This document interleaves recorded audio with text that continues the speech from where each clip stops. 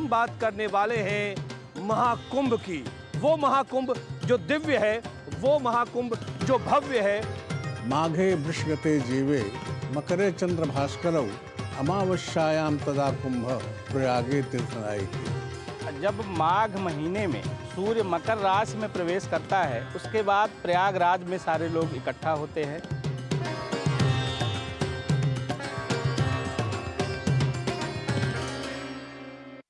रविवार को हमारे साथ स्टूडियो में होंगे विशेषज्ञ जो बात करेंगे जिगर रोग से बचाव के बारे में और आपको बताएंगे जिगर को स्वस्थ रखने के प्रभावशाली उपाय। इस विषय से जुड़े सवाल आप पूछ सकते हैं हमारे इन फोन नंबर्स पर।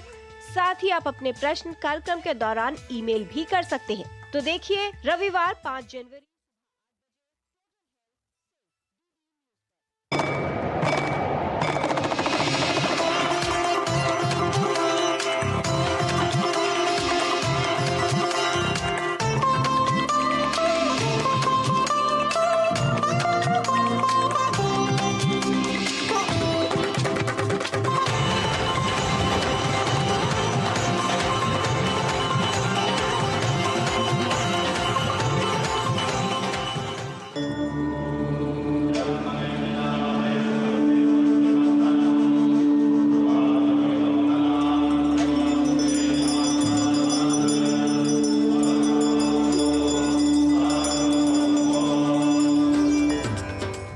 बहते बहते सागर में समा जाना नदियों की नियति है, तो वहीं स्वयं सागर का नदियों में समाहित होना ही कुंभ है।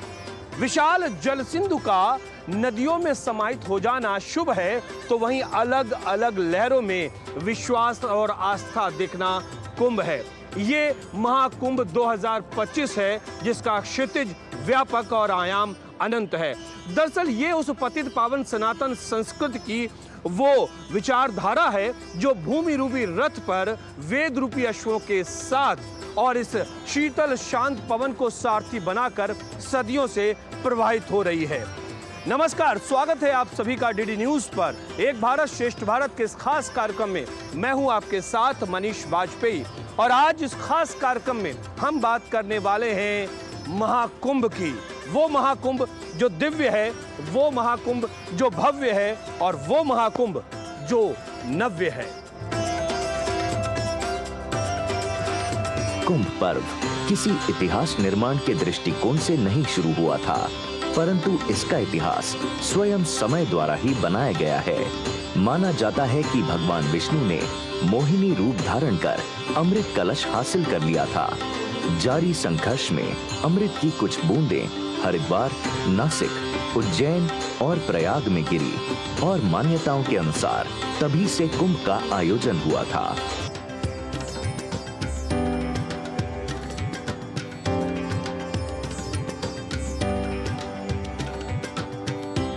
देवता और राक्षस मिल करके समुद्र का मंथन किए, उसमें से 14 रत्न निकले। श्री मणिरंभा बारुणी, अमी शंख गजराज, कल्पद्रुम शशधेनुधन, धन्वंतरि विषबाज। उसी में अमृत भी है। धन्वंतरि महाराज ने अमृत लेकर के प्रकट होकर के देवताओं को प्रदान किया, ऐसा कह सकते हैं। कुंभ जैसा कि हमारे शास्त्रों में कहा गया है, माघ मकर गति रवि जब हुई, तीर्थ पति ही आए सब कोई। तो जब माघ महीने में सूर्य मकर राशि में प्रवेश करता है, उसके बाद प्रयागराज में सारे लोग इकट्ठा होते हैं, जिसमें देवता होते हैं। देवता, पुरुष, नारी, स्त्रियां, किन्नर और हर योनि में रहने वाले लोग यहाँ पे आते हैं और संगम में स्नान करके पुण्य अर्जित करते हैं।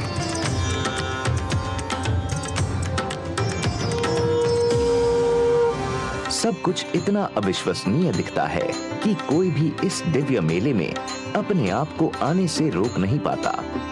कुंभ मेला आनंद का उत्सव है, समस्त संस्कृतियों को एक सूत्र में बांधे रखने का उत्सव है। हमारे पूर्वजों ने अपने शरीर को प्रयोगशाला बनाया और उसके आधार पर उन्होंने इस सृष्टि के सत्य और रहस्य को जानने के लिए अपना पूरा जीवन समर्पित कर दिया और अंत में वे सफल हुए। तब कहा गया ऋषियों मंत्र दृष्टारा। उन्होंने किसी पुस्तक में नहीं पढ़ा उन चीज़ों को, और जो सत्य और रहस्य का साक्षात्कार उनके द्वारा किया गया उसके आधार पर उन्होंने एक दर्शन, दृष्टि और विचार निर्माण किया जिसका नाम भारत है। वो यथार्थ है, सत्य है, वो परिवर्तित नहीं होता, परंतु उसकी युगानुकूल, देशानुकूल व्याख्या की आवश्यकता होती है। इसलिए हमारे उन पूर्वजों ने यह भी विधान बनाया कि उस सत्य और रहस्य की, दर्शन और दृष्टि विचार की युगानुकूल व्याख्या करने के लिए, देशानुकूल व्याख्या करने के लिए स्थान नियत किए और समय भी नियत किया।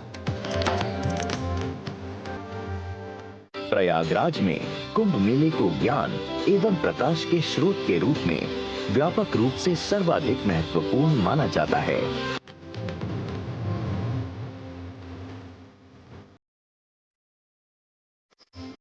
इस मुहूर्त में देवता और दैत्यों में संघर्ष हुआ तो उस घट को जहाँ जहाँ रखना पड़ा,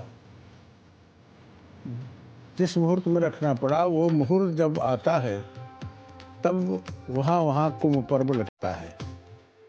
नासिक, उज्जैनी, प्रयागराज और हरिद्वार में स्थान का और समय का भी आपके विचार की सिद्धि में बहुत बड़ा योगदान होता है। इसलिए हमारे यहाँ कुंभ जो है वो जिन स्थानों पर लगता है वे स्थान भारत की पवित्रता के द्योतक हैं और उन स्थानों पर किया गया विमर्श, किया गया विचार, वह जो विचार करता है केवल उसके कल्याण के लिए नहीं होता है, वह संपूर्ण मानवता और सृष्टि के कल्याण के लिए होता है। इसलिए हरिद्वार, प्रयाग, नासिक और उज्जैन, इन स्थानों पर कुंभ का विधान हुआ। जो समस्त पृथ्वी को अपने मंगल ज्ञान से परिपूर्ण कर दे, जो पर्व समस्त संसार को अनिष्ट और पापों से दूर कर दे, वही कुंभ है। प्रयाग, हरिद्वार, उज्जैन, नासिक में अमृत की बूंदें गिरना, मंदराचल पर्वत और नाग बासुकी के मंथन से अमृत निकलना, यही कुंभ है। दरअसल सनातन की वो परंपरा है जिसके वाहक हैं हमारे संत, हमारी ऋषि परंपरा, और इसीलिए महाकुंभ में का जो आधार है, इसमें वो तमाम संत समाज है जो कि कह सकते हैं कि दूर दूर से आते हैं। बैरागी संत हैं, कई अखाड़े हैं जिनकी उपस्थिति ये बताती है, और वो अपनी उपस्थिति से इस पूरे जनमानस को आध्यात्मिक चेतना से भर देते हैं। और इससे एक बात तो सिद्ध होती है कि एक भारत श्रेष्ठ भारत का भाव भौतिक साधनों पर नहीं टिका हुआ है, बल्कि इसका भाव टिका हुआ है सनातन के ज्ञान पर, सनातन के विचार पर और सनातन की आध्यात्मिक चेतना पर।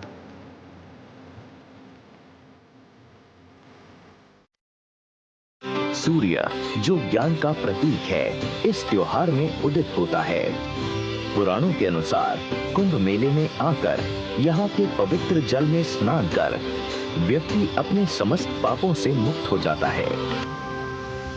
प्रयाग में कुंभ पर्व उस समय पड़ता है जब माघे वृषगते जीवे मकरे चंद्र भास्करौ अमावस्यायाम तदा कुंभ प्रयागे तीर्थनायिके। माघ में जब वृष राशि पर बृहस्पति हों और मकर राशि पर चंद्रमा और सूर्य हों, अमावस्या तिथि हो, तब प्रयाग में कुंभ पर्व पड़ता है। यह कुंभ जो है वो नक्षत्रों की विशेष युति के आधार पर है, अर्थात उसमें भी काल गणना भी महत्वपूर्ण है। जब सूर्य की, चंद्रमा की, राहु की, अन्य बृहस्पति आदि ग्रहों की एक विशेष युति होती है, तब उसे कुंभ की संज्ञा दी जाती है। और 12 वर्ष बाद इन नक्षत्रों की जो एक विशेष युति होती है, उसके आधार पर ही प्रयाग में कुंभ की व्यवस्था है। जो सूर्य है मकर राशि में जब प्रवेश करता है, एक तो ये है, दूसरा बृहस्पति का मेष राशि में प्रवेश का है। तो इन दोनों जब ये दोनों स्थितियां बनती हैं तब यहाँ पे कुंभ का विधान होता है। और अर्ध कुंभ भी प्रयागराज और हरिद्वार में लगता है, जैसा कि आपको पता होगा कि 6 साल में यहाँ पे अर्ध कुंभ लगते हैं और 12 साल में कुंभ लगता है। उसके अतिरिक्त यहाँ हर वर्ष माघ मेले का आयोजन होता है, जो कि कुंभ से कम नहीं होता है। अगर देखा जाए तो लगभग कुंभ के बराबर ही रहता है। और वह वही समय होता है कि जब मकर संक्रांति आती है, जब सूर्य का मकर राशि में प्रवेश।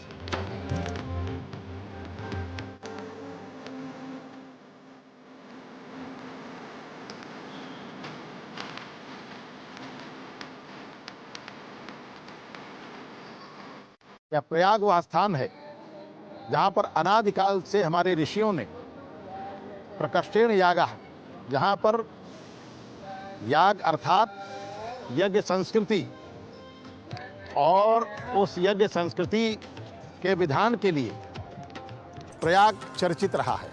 यह भरद्वाज ऋषि की आस्था और तपस्या की भूमि है।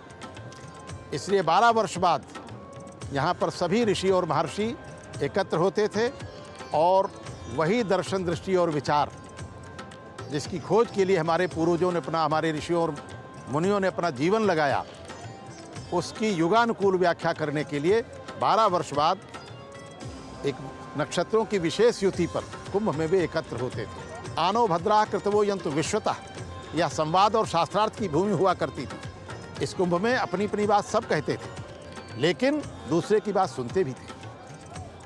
यहाँ हारने वाला जीतने वाले को अपना शत्रु नहीं मानता था। वो कहता था मुझे सत्य पता नहीं था, आज आपने मुझे बताया, मैं आज से आपका अनुयायी हूँ। ये भारतवर्ष है और इसी दर्शन, दृष्टि और विचार की युगानुकूल और देशानुकूल व्याख्या के लिए हमारे ऋषि और मुनि आते थे और गृहस्थ लोग भी कल्पवास करते थे।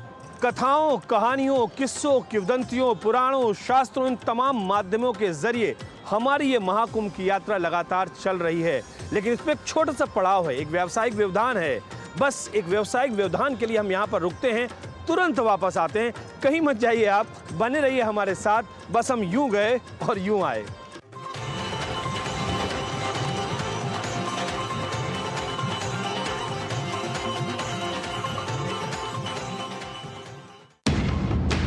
झूठ से भी खतरनाक होता है अधूरा सच, और वैसे ही खतरनाक होती है अधूरी खबर, क्योंकि हर खबर के साथ जुड़ा होता है उसका इतिहास, वर्तमान और भविष्य। देखिए हर बड़ी खबर जिसमें होगा तथ्य, तर्क और सबूत। देखिए पूरा सच प्रखर श्रीवास्तव के साथ सोमवार से शुक्रवार शाम 7:30 बजे सिर्फ डीडी न्यूज पर। राजनीति की चाल से दुनिया के हाल तक, खेल के मैदान से किसान के खलियान तक, दिन भर की हर छोटी बड़ी खबर को समेटे खबर के हर किरदार को दिखाते हैं हम। डीडी न्यूज का प्राइम टाइम शो देखिए न्यूज नाइट हर रात 8 बजे।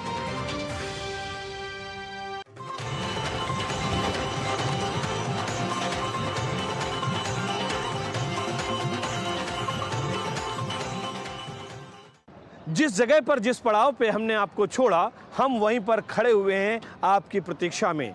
एक बार फिर से आप सभी का स्वागत है डीडी न्यूज़ पर। मैं हूं आपके साथ मनीष बाजपेयी और बात अपने इस खास कार्यक्रम में महाकुंभ 2025 की, जो कि दिव्य है, वो भव्य भी है, वो नव्य भी है, वो सुरक्षित भी है, वो हरित भी है। बहुत सारी ऐसी चीज़ें हैं जो नई हैं, नवाचार में हैं, और इसीलिए ये महाकुंभ है बहुत ख़ास।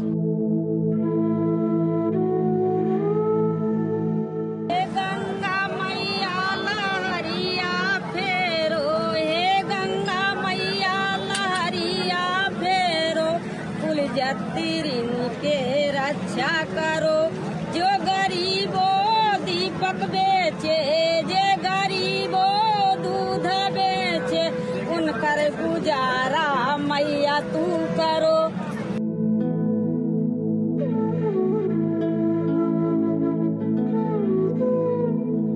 गंगा के स्नान के पर्व भी नियत हैं। पौष पूर्णिमा से मकर संक्रांति अमावस्या, बसंत पंचमी, पूर्णिमा और शिवरात्रि ये स्नान के पर्व हैं और 1 महीने तक कल्पवास की यहाँ व्यवस्था की गई। माघ मकर गत रवि जब होई, तीर्थ पति आव सब कोई। जब धनु से मकर में सूर्य प्रवेश करते हैं तो वह एक तरह से सूर्य उत्तरायण की तिथि है और इसलिए उसी समय सारे ऋषि और महर्षि प्रयाग आकर के और यहाँ पर उसी दर्शन, दृष्टि और विचार की युगानुकूल व्याख्या मानवता के कल्याण के लिए, सृष्टि के कल्याण के लिए। इसमें केवल मनुष्यों का उत्थान शामिल नहीं है, क्योंकि जब भारत के विकास की चर्चा होती है तो उस विकास में केवल मनुष्यों का विकास नहीं है, उसमें प्रकृति का भी विकास शामिल है। देवासुर संग्राम मनुष्य के भीतर होने की याद दिलाता है, मनुष्य के भीतर जो अंतर्द्वंद है उसकी याद दिलाता है। तो वहीं चित्त रूपी सागर से चैतन्य रस को खोजना, यही तो कुंभ है। आत्मज्ञान और उसको पाने के लिए सहज युक्तियां तलाशना, जीवन के वास्तविक अमृत में और उसको प्राप्त करना या उस वास्तविक अमृत के सागर में डुबकी लगाना, यही तो कुंभ है। दरअसल महाकुंभ ये वो पर्व है जो भारत की विशेषता को दिखाता है। महाकुंभ का पर्व ये संदेश देता है कि भारत की विशेषता उसकी एकता में है। उत्तर से लेकर दक्षिण और पूरब से लेकर पश्चिम तक जब अलग अलग जाति, समुदाय, पंथ के लोग एक स्वर में होकर हर एक मन जन जन हर हर गंगे बोलता है, तब जाकर सारे के सारे भेद मिट जाते हैं, चाहे वो जाति का हो, भाषा का हो, प्रांत का हो, क्षेत्र का हो।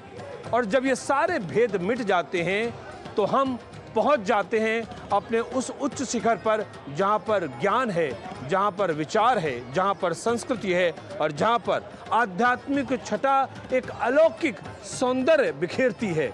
और ये सब कुछ हमें दिख रहा है इस महाकुंभ में। यहाँ पर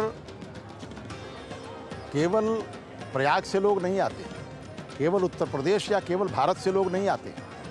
यहाँ पर वे सब लोग जो विश्व के किसी भी कोने में हैं, उनके मन में भी प्रयाग में होने वाले कुंभ की एक अवधारणा किसी न किसी रूप में होती है। वे भले ही आना पावें, लेकिन इसके बारे में चर्चा होने पर उनका हृदय भी आनंदित और उद्वेलित होता है। इसलिए यह एक ऐसा स्थान है, यह एक ऐसा अवसर है जिस पर वास्तव में भारतीय संस्कृति का बोध होता है। सर्वे भवन्तु सुखिनः, क्योंकि परिवार में अगर एक भी व्यक्ति दुखी है तो फिर परिवार का कोई व्यक्ति सुख की अनुभूति नहीं कर सकता। इसलिए भारत ही है जो सर्वे भवन्तु सुखिनः की बात करता है। दूसरे दर्शन बहुत उदार हुए तो उन्होंने कहा लिव एंड लेट लिव, जियो और जीने दो, इसके आगे नहीं बढ़े। पर भारत में सर्वे भवन्तु सुखिनः, इसमें केवल मनुष्य नहीं है, इसमें प्राणी है, इसमें हमारी प्रकृति भी है। सबके सुख की बात हम करते हैं।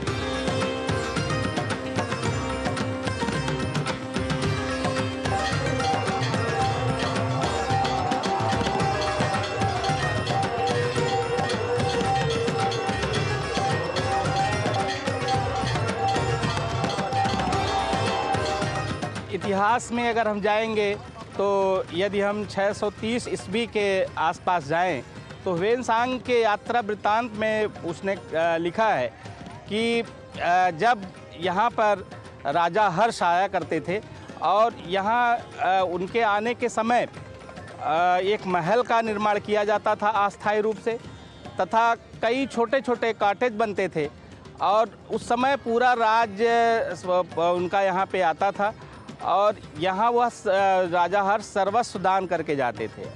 प्रत्येक 6 वर्ष में वो आया करते थे और 6 वर्ष में जितना भी उनके राज्य में की संपत्ति होती थी सब कुछ दान करके आते थे।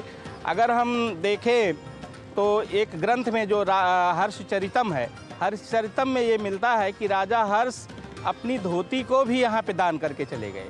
वो अपनी बहन से एक दूसरी धोती मांगते हैं और जो वस्त्र पहने रहते थे वो भी दान करके जाते थे। इस तरह से वो सर्वस्व दान करके यहाँ पे जाते थे। महाराजा हर्ष अपना सर्वस्व दान करते थे और यहाँ से जो उनके गुरु लोग उनको एक लंगोटी और एक मात्र वस्त्र देते थे, वो पहन करके वापस राज्य जाते थे। अर्थात यहाँ लोग कमाने नहीं आते थे, यहाँ दान की भावना से आते थे। और धन की हमारे यहाँ 3 गतियाँ बताई गई: दान, भोग, नाश। पहली गति दान है। आपने जो धनार्जन किया है उसमें सबसे पहला जो काम बनता है वह लोगों की मदद करना है। क्यों? क्योंकि हमारे यहाँ धर्म की जो परिभाषा की गई है वह परहित सरिस धर्म नहीं भाई और पर पीड़ा सम नहीं अधभाई। ऐसा ही कोई वक्त रहा होगा जब यहीं पर यानी कि संगम के किनारे ऐसी ही कोई कुटी महर्षि भारद्वाज की होगी, महर्षि अत्रि की होगी, विश्वामित्र की होगी, वशिष्ठ की होगी और कई सारे नाम ऐसे लिए जा सकते हैं।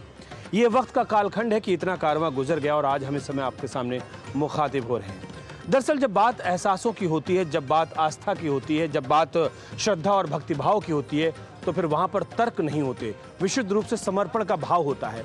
और ये समर्पण का भाव हम यहाँ पर देख पा रहे हैं इस संगम के किनारे, इस महाकुंभ में। महाकुंभ 2025 वाकई एक ऐसा नज़ारा, एक ऐसा दृश्य जो अद्भुत है, अद्वितीय है और कल्पनीय है। वजह उसकी यह है कि न जाने कितने देशों की जनसंख्या आप जोड़ दें, उससे कहीं ज़्यादा की जनसंख्या यहाँ पर आने वाली है।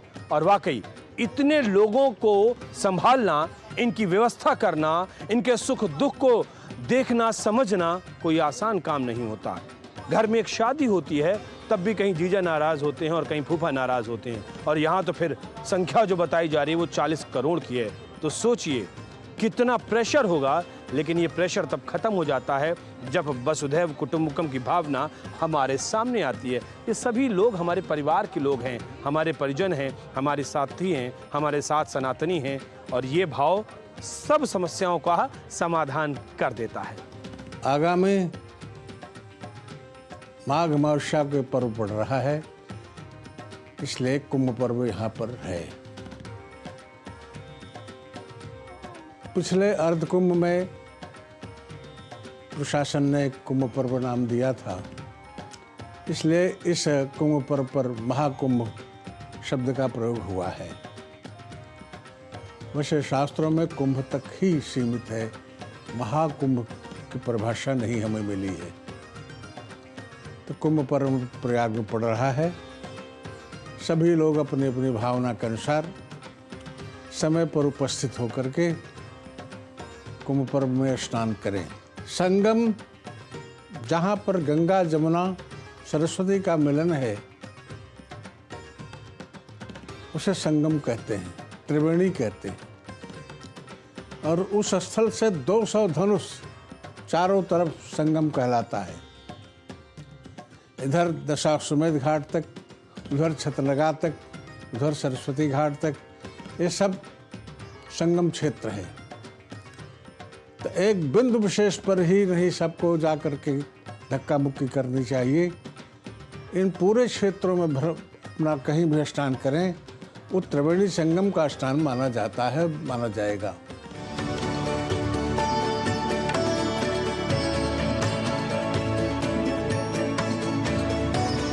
ये एकता का ऐसा महायज्ञ होगा जिसकी चर्चा पूरी दुनिया में होगी।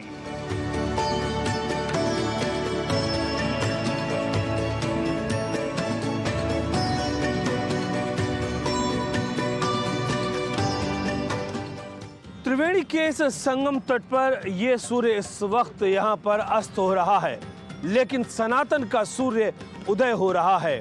कहने का तात्पर्य यह है कि महाकुंभ का ये पर्व अपने अनंत आयामों और व्यापक क्षितिज के साथ हमारे समक्ष उपस्थित है और आस्था, आध्यात्मिकता और भक्ति भाव के इस अनुपम सौंदर्य में हम सभी सनातनी डुबकी लगा रहे हैं, या यूं कह सकते हैं सराबोर हो रहे हैं।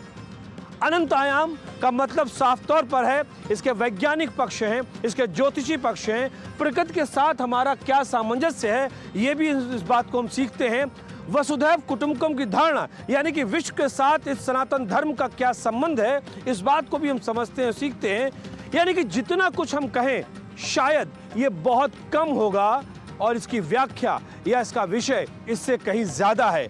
और इन तमाम विषयों को लेकर अपनी तमाम टीम के साथ में डीडी न्यूज पर लगातार इस महाकुंभ की कवरेज के दौरान मैं आपके समक्ष उपस्थित होता रहूंगा। लेकिन अभी फिलहाल इस कार्यक्रम में इतना ही। दीजिए मुझे इजाजत, मेरी टीम यानी कि कैमरामैन संदीप और सहयोगी विमलेश के साथ, इस वायदे के साथ कि लगातार हम आपसे मिलते रहेंगे। नमस्कार।